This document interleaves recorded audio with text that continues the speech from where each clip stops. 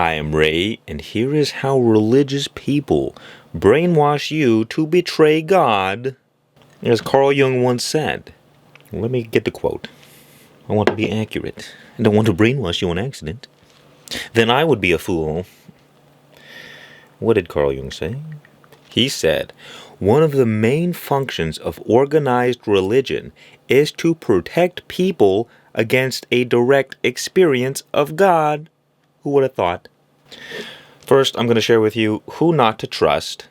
Second, how they brainwash you in the first place. And then third, what to do so you will not be fooled. And so you can actually experience God, okay?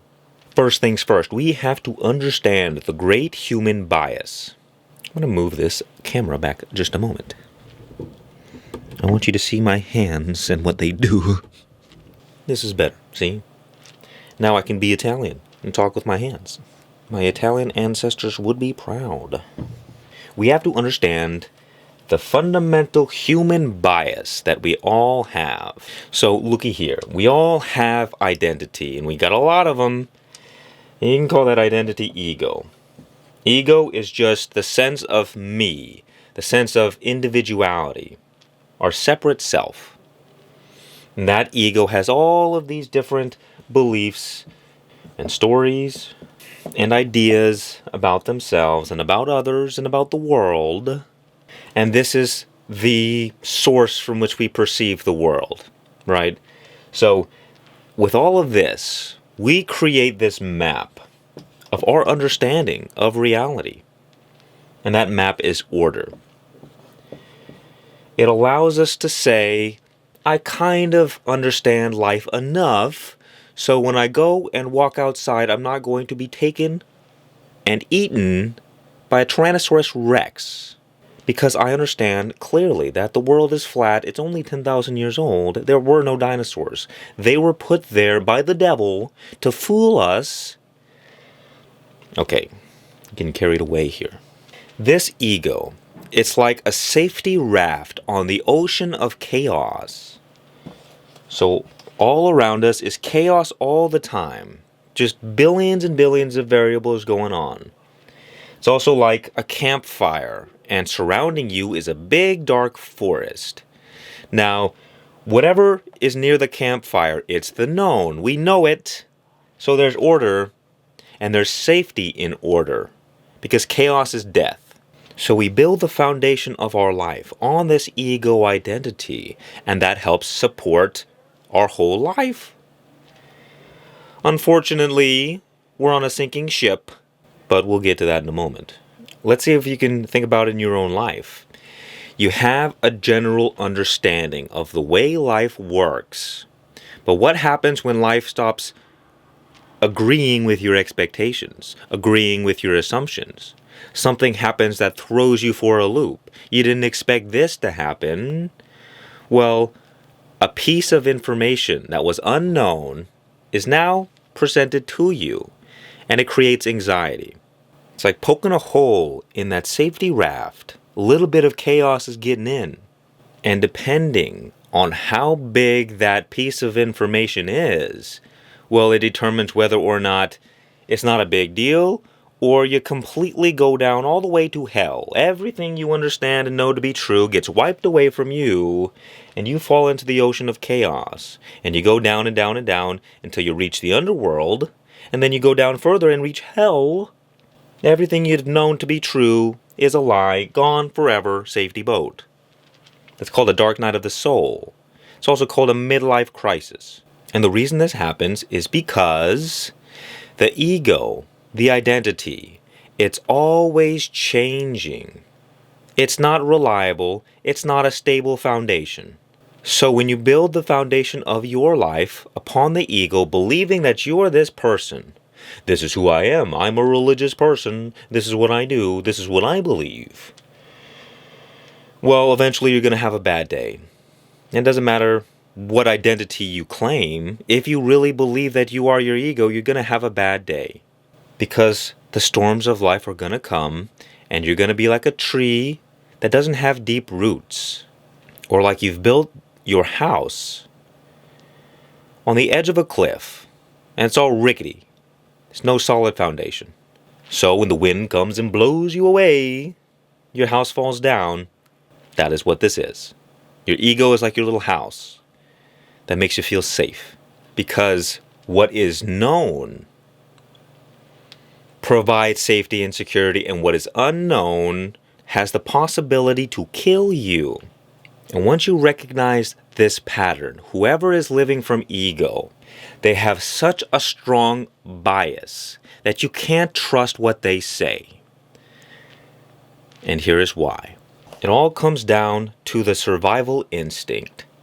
If you start poking holes in that ego, which is an accumulation of beliefs and stories and ideas, it is not a threat to the stories and beliefs, it's a threat to that individual's very survival. And this is why you see people get triggered about things like religion. And this is how you know who not to trust. Whenever they're living from survival, they have an extreme bias toward their beliefs. It has to be true. It has to be true, because if it's not true, then I don't know what is true anymore. So people will fight tooth and nail. Is that right? People will fight tooth and claw to maintain their illusions so they don't have to face the ocean of chaos. It's a survival mechanism. It has nothing to do with truth or God or whatever. One example is, because the ego is the sense of I, it also creates the sense of you and we. So, you see people do this all the time. We are the right religion. We know what's true, and we are also the only way to God. And you, fools and heathens and blasphemers, you are all going to hell to burn for all eternity. Does that make any sense at all? Whenever you hear people talk about, we're right and you're wrong, you know, throw everything they believe outside of the window. Because everything they say is being corrupted by this fundamental human bias, the survival instinct. It has to be right. Doesn't matter if it's logically inconsistent, it's emotionally true for them. So, identity number one, or identification number one. Anytime someone comes to you and says, we're right, what we believe is correct, and what you believe is wrong, they have no idea what they're talking about. Because the very foundation from which they're approaching the situation is illusion. They think they're champions of the truth, but really they're just champions of their own survival. See? They're just using whatever they can to keep this little safety box alive, not knowing that it's actually a prison. That's keeping them from the actual truth, keeping them a slave to this belief system. Another identifier is when people attack other people's religion. Kind of the same thing. They believe they're champions of the truth, and we need to save all of those people who are trapped in their own ignorance. We have to save them because they are wrong and they are going to be damned because they don't believe what we believe. The next sign that someone is a religious fool is they are very dogmatic, or they're a fundamentalist. Religious dogma is like saying, this is true because the Bible says so. Now, I don't know if you know this, but that's not an argument.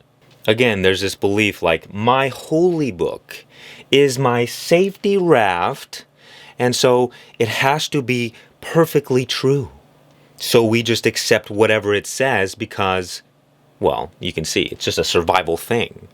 Because if you were actually rational and had reason, you would be able to look at the whole thing, take what is true, get rid of what sounds like nonsense. But if someone says, well, this is the whole truth, and it's all true, it's all equally true, well, it's a sign of a lack of intelligence, a lack of reasoning. It's easier to just assume it's all true than it is to actually think about it. And two, you can't think about it if your ego identity relies on it all being true. Because if you were to find some piece of evidence that contradicts what you believe, well, now you got to question the whole foundation of everything. What is true? What is not true? How much have I been fooled? You fall into the ocean of chaos, we won't be having that. So we fight to keep our illusions alive. And fundamentalism is just like dogmatism, just taken to an extreme level. Like, this is what the Holy Book says, so it must be followed exactly as it says. There can be no interpretation. If you try to creatively interpret these words, you will be damned. If you try and think for yourself, you will be damned. Damn you for trying to think. We won't be having that here. All dogmatic and fundamentalist religions are false. Not because the information is not correct, that's irrelevant. It's because the very foundation of the attitude, the mindset, the framework from which they are perceiving reality is false. But because they have a little bit of truth in there, they can digest it and say, okay, well, I know the truth. Look, there's a truth.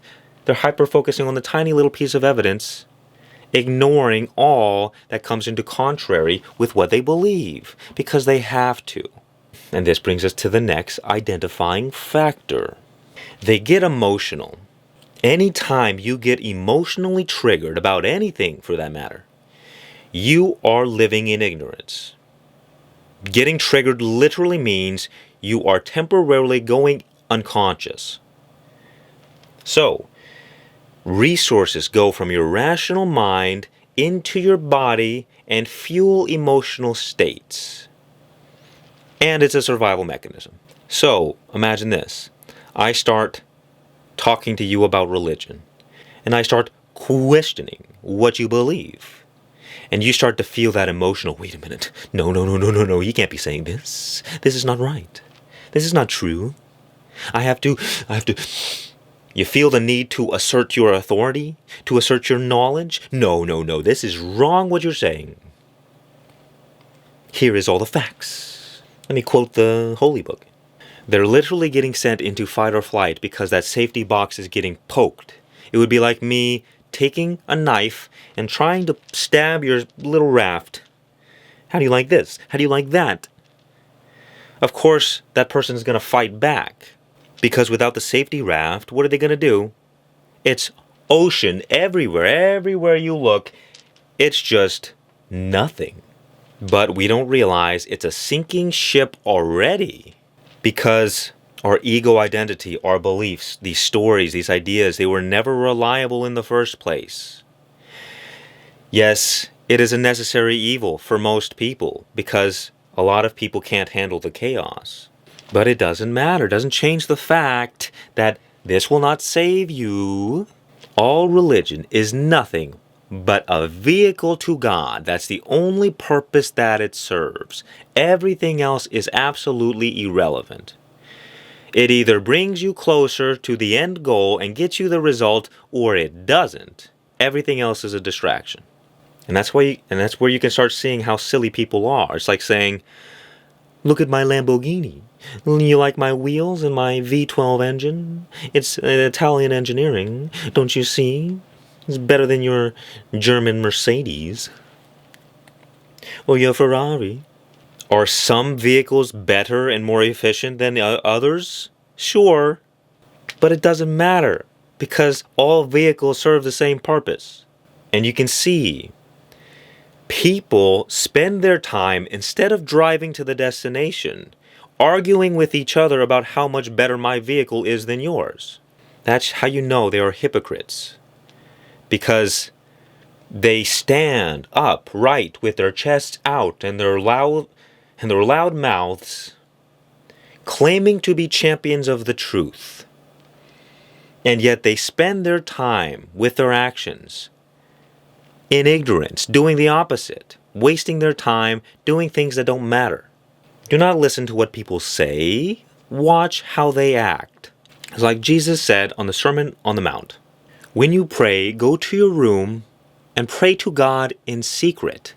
Instead of the hypocrites who pray publicly for everyone to see how holy they are. Look at me, I'm holy.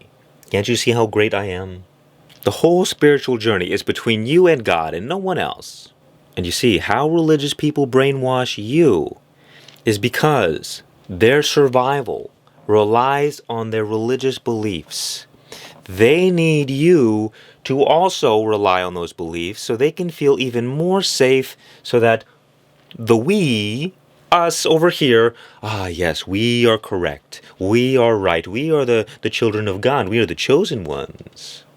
And you, heathens and pagans, you are lost. The ego reinforces its sense of self-identity through conflict, through group identity. Because think about it practically. If you believe something, well, you don't really know if it's true or not. But if another person believes the same thing, well, now you're a little bit more certain. And then if a million people think the same thing, well, now, okay, I don't even have to think about it anymore. I know I'm right. I know I'm correct. Because look at all these people who also believe the same thing. And what they will do is they will poke at that survival instinct in you. I mean, think about just the idea of eternal damnation. Survival to the core. You don't want to be burned for eternity, do you? So follow us, or else. There's always that threat of survival. There's always that fear, that doubt. They shame you and guilt you. So you know that whatever someone is saying, if it has the tone of negativity, of fear, of shame, of guilt, it is not of God. It is of ignorance. Like those people who talk with the megaphones. Repent or perish. It's all ignorance. And they think they're doing the right thing. They think they're the good guys. Because they have to. Because if they didn't feel like they were the good guys, well then how could they persist in their folly? They could not. Even the Nazis believed that they were the good guys. I'm sure in some way. And the funny thing is, the people who are the most hardcore religious, who try to convert others, are the same ones destroying the religion. Because if I come to you and say, look, my religion is right, here, let me try to convince you because you are wrong and what you believe is not true, but what I believe is true, and I know it's the truth, and so I'm going to convince you. There's this sense of judgment. There's this sense of, I'm right, you're wrong. Ego nonsense. So if you ever find yourself feeling judged, you know the person is just coming from ego. Because the ego gets its reinforcement through judgment, through conflict, through contrast. It's like arguing with people about religion is literally the dumbest thing you could ever do. Because all it does is push other people, it pushes both parties deeper into what they already believe. There's never going to be this, oh yes, I finally convinced you. Wow. It's just, no, you're going to believe even more heavily in what you believe, and I am going to just reinforce what I believe, because no one is actually fighting for the truth. They're just fighting for their ego. And how do we know this? Because if they weren't living from ego, they wouldn't be arguing about it. Because the only people who argue about religion are those living from ego. Trying to reinforce what they believe because, well, I have to be right. And because if I'm not right, then I'm forced to face the unknown, the chaos, and we won't be having that.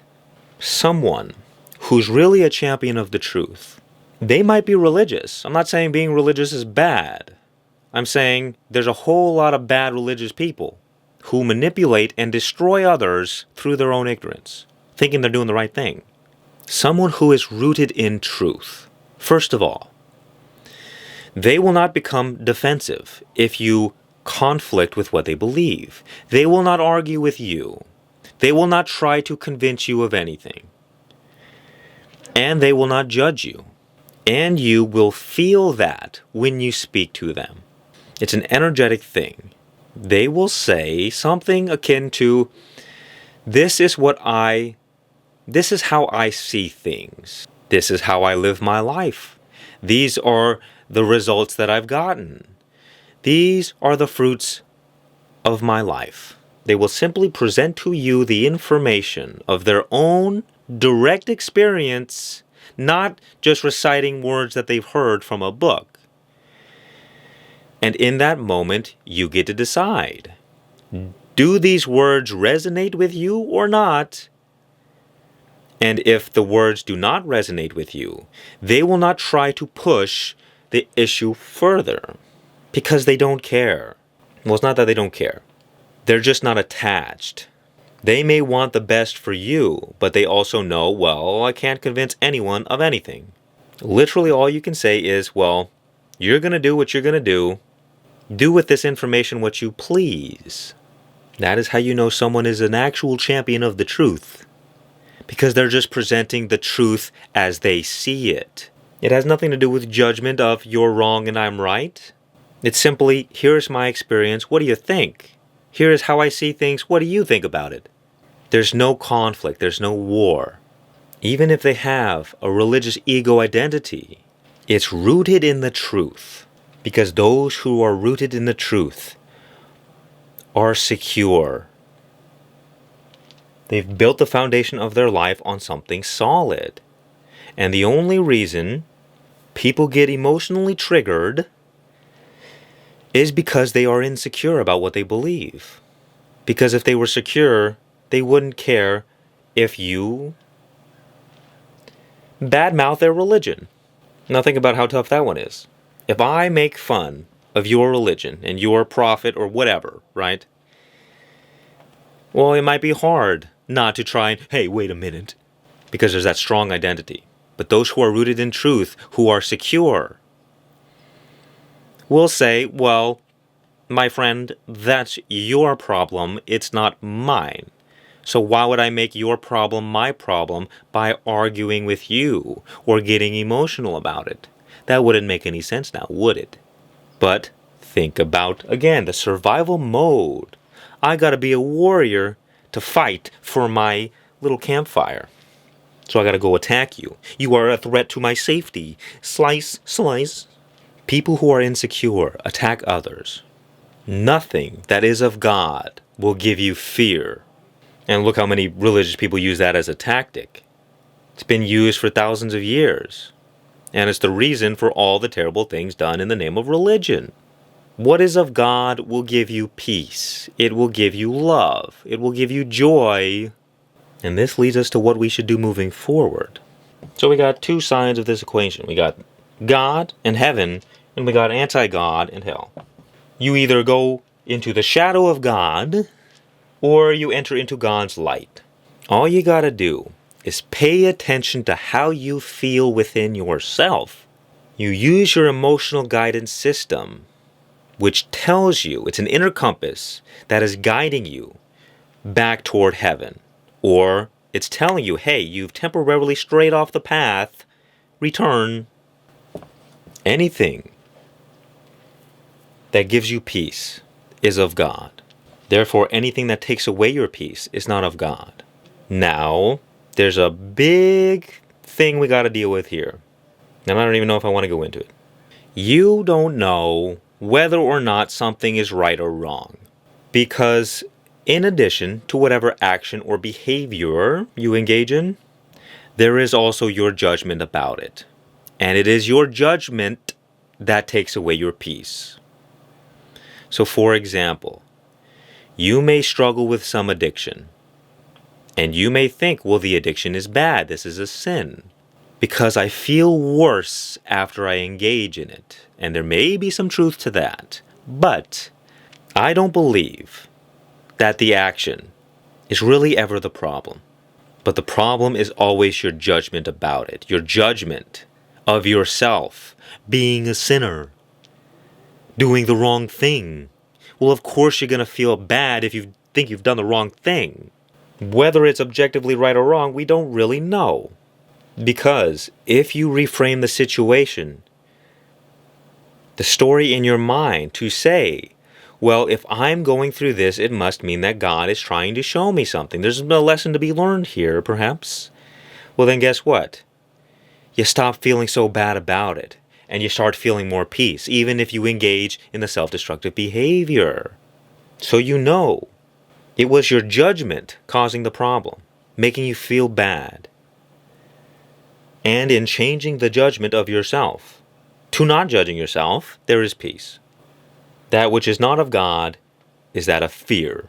God did not give you the spirit of fear. So anything that tries to convince you or manipulate you using fear is not of God.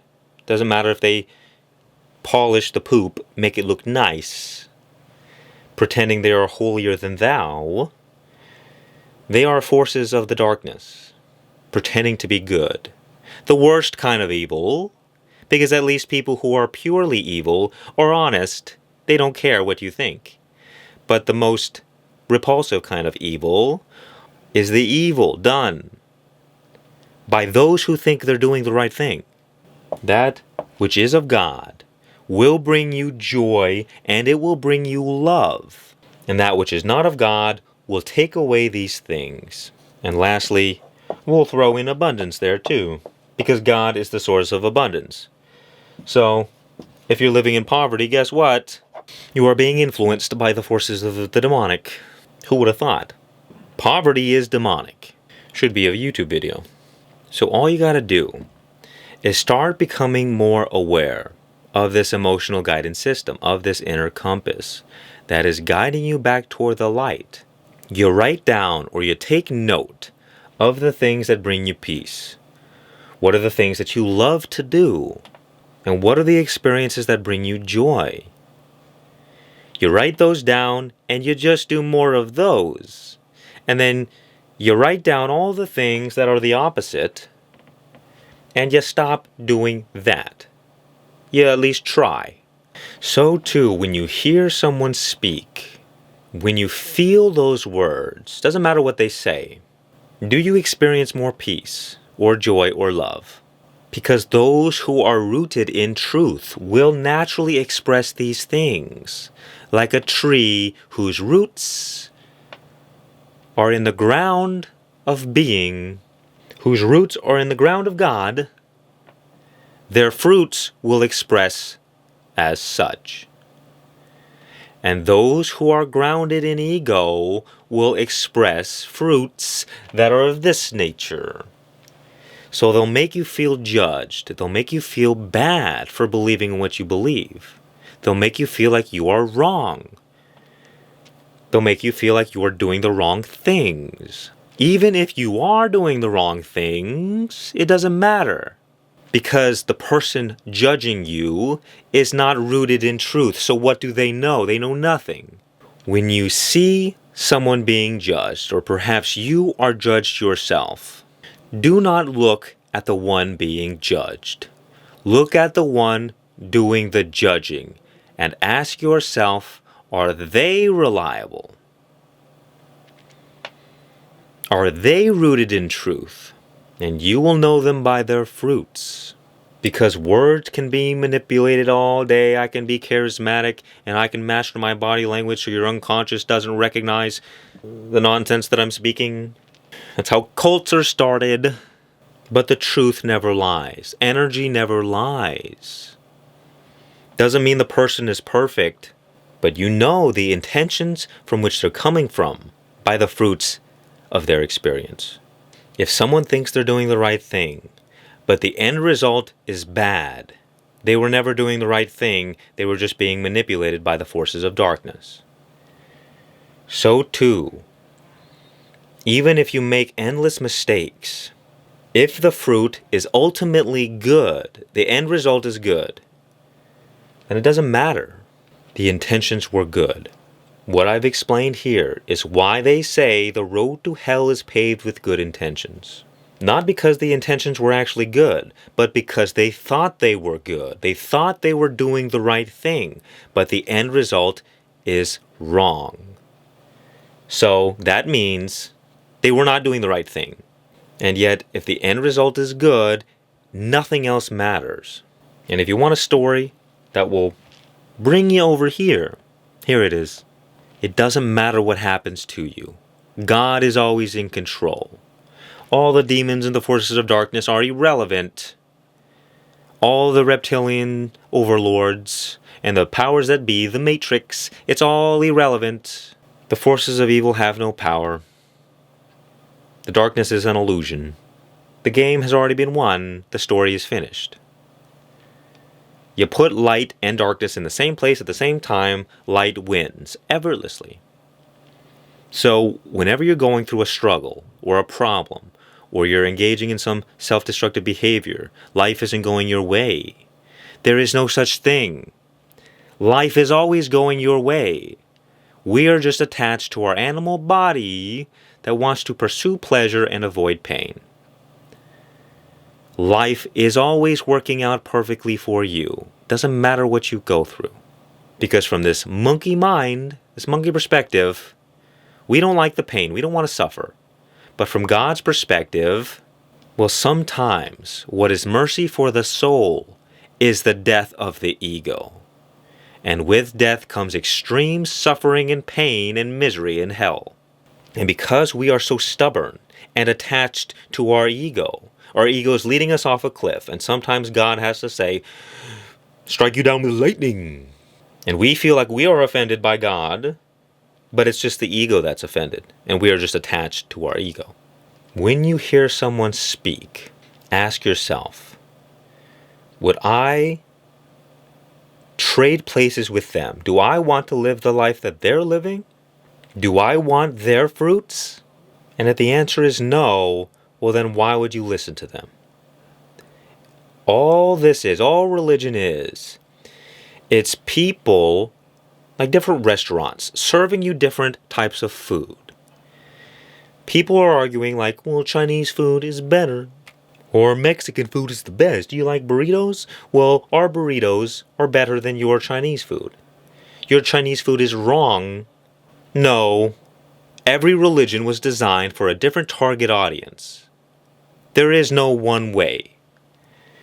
And anyone who says there is, doesn't know what they're talking about. All paths lead back to God.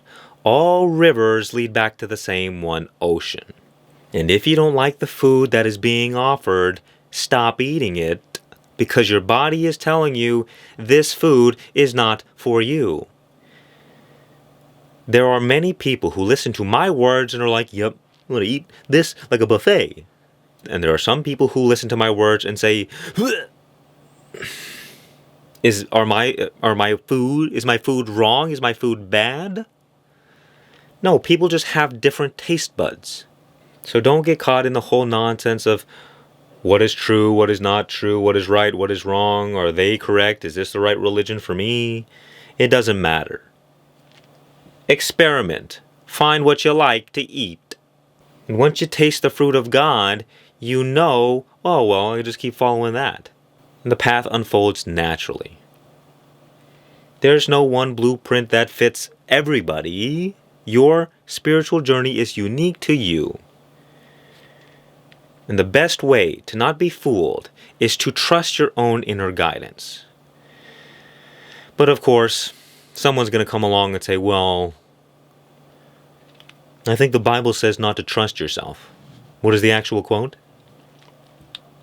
Do not lean on your own judgment. Oh, well, that's very convenient. Right. Makes sense.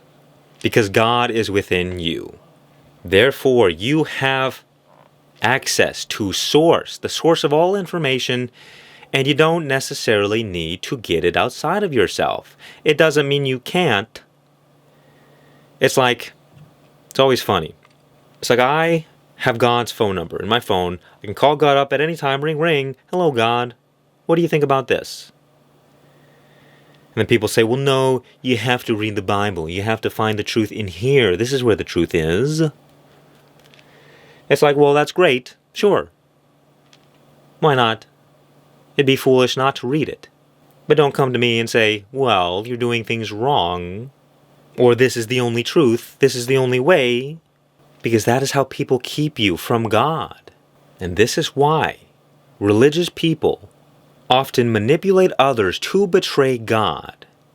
Because they sacrifice the truth for their own little beliefs. Their own ignorance. And God, if anything, is the ultimate truth. So when I say this is the only way, and my truths are right and yours are wrong, what I am doing is I am cutting myself off from the truth and becoming narrow-minded. I'm becoming a slave. Religious people fall slave to their own ignorance because their ego manipulates them into putting their head in the sand, willfully ignorant, blind. That is why you should not trust fools. Do not allow the blind to lead you off a cliff. Only those who are rooted in truth can lead you to truth. That is why Jesus said, I am the way. Look at me, look over here. You're all lost in darkness. That's a fact. And Jesus is the lighthouse. But again, what do people do? They form this whole religious conspiracy and say, the only way to heaven is through Jesus the Christ. If you do not believe that Jesus rose from the dead, that was crucified for your sins, if you do not believe these things and pronounce it with your words and eat those little crackers and dip it in the wine, then you shall not enter the kingdom of heaven. Now, when did Jesus ever say that? Newsflash, he didn't. Some other person said it. It's the same thing with the vehicle example. Jesus is the vehicle. Look how great Jesus is. Look at here. Jesus is the only way. Not realizing that Jesus is a doorway to God. Step through the doorway, move on. It's not a psychological thing. Meaning the whole philosophical aspect of this idea that Jesus is the only way to God is irrelevant. But it is in your devotion and faith to Jesus and your love. That is what brings you to God, to heaven. Everything else is irrelevant. And Jesus would probably be pretty disappointed about how most Christians have trashed the religion by believing all of this nonsense. That is why he said, not everyone who says, Lord, Lord, look at what we did in your name. Not everyone will enter the kingdom of heaven. Because they thought they were doing the right thing when they were living in ignorance. Jesus said, love even your enemy. But how many Christians do you know who are always judging others? You're wrong, I'm right. Na na na na na na. You're going to hell. And we're going to heaven. I know it. Jesus said the kingdom of God is in you.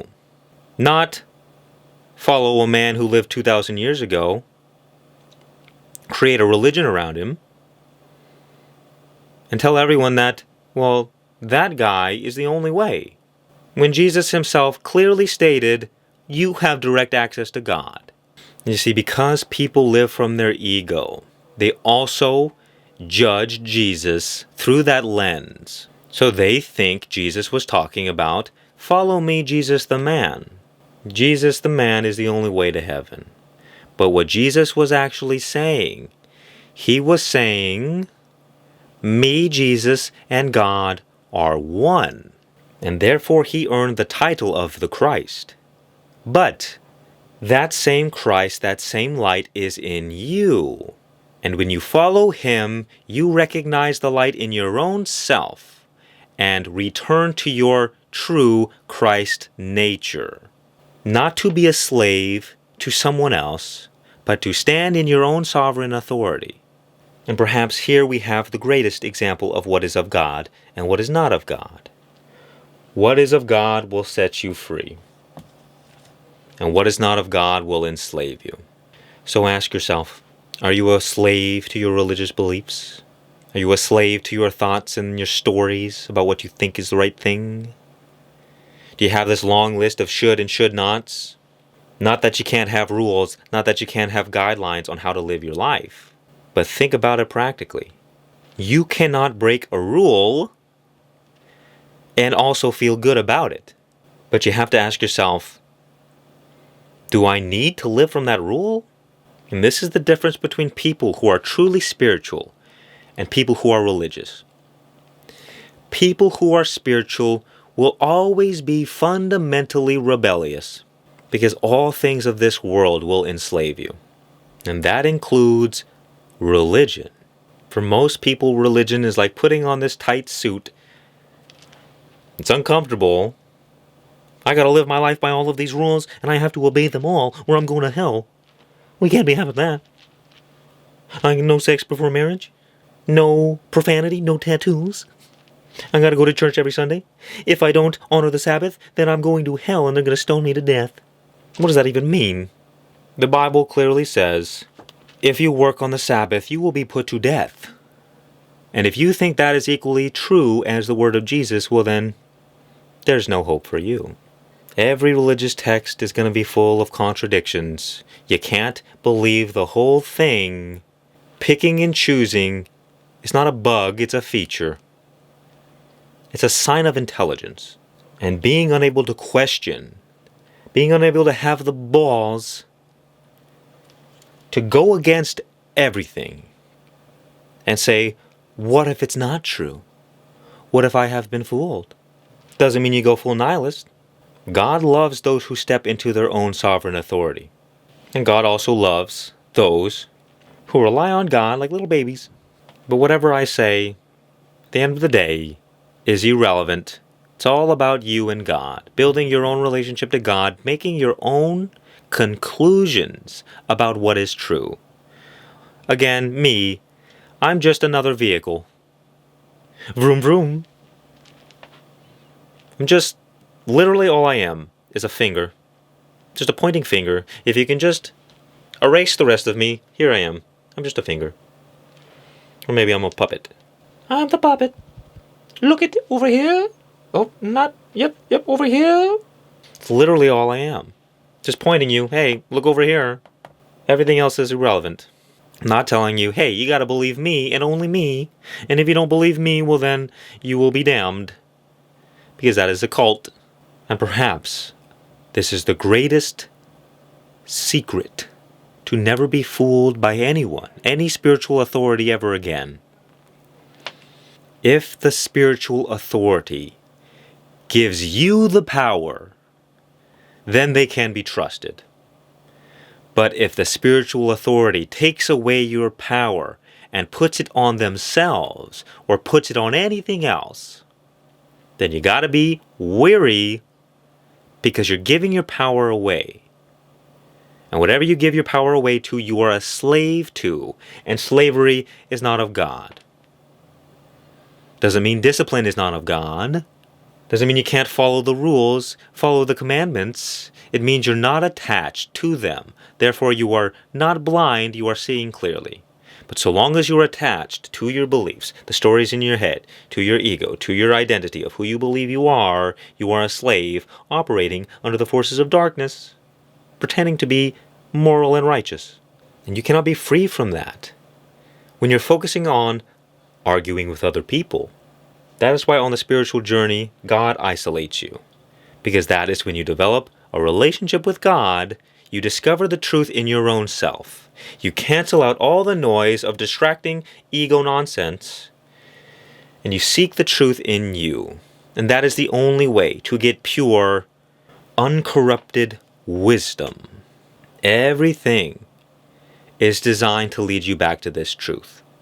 And anything that takes you away from the truth, that the truth is in you, is taking away your power. Come find your tribe, Spiritual Rebels Community, link down below. Much peace and many blessings. And remember, just be.